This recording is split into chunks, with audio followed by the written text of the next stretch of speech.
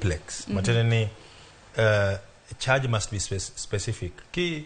Ko ong'adni ko owachni itimo ketho, nyaka wach sami time kethono, ng'ami kethone gi seche mani gi kuma ni time ketho. Matiende ni ok nyal wachni ni kwalo shop 1, shop 2, shop 3 to seche moko shop 1 ni kwale saa 4, shop 2 ni kwale saa 8, shop 3 ni kwale saa 6. Koro emomiyo ibo kelni ni count 1 kwale shop 1, count 2 kwalo shop 2, count 3 kwalo shop 3.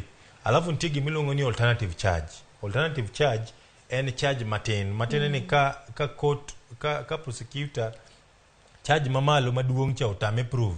Onyalo prove matin. To kendo ng'enyne en gimiluongo ni wach kata ni robbery. Ng'eni robbery take proof, robbery with violence. Koro inyalo yudo ka the first count ondikni robbery with violence, lakini alternative charge ondikni kwalo, stealing, which is less. Kata seche moko inyalo ka ji odhawo kata kigo ng'ato lero, to count 1 inyalo ketni kata the main charge inyalo ketni attempted murder. Yani ni goye nyamine ni goye mapoth kaninege. To koro alternative charge iketo ni mana goch, mana assault. Winjire. Koro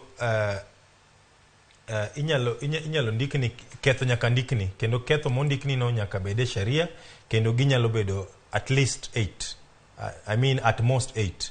Kendo ko kadho 8 to aneno ga ka prosecutors mang'eny dhi to kelo charge sheet moro.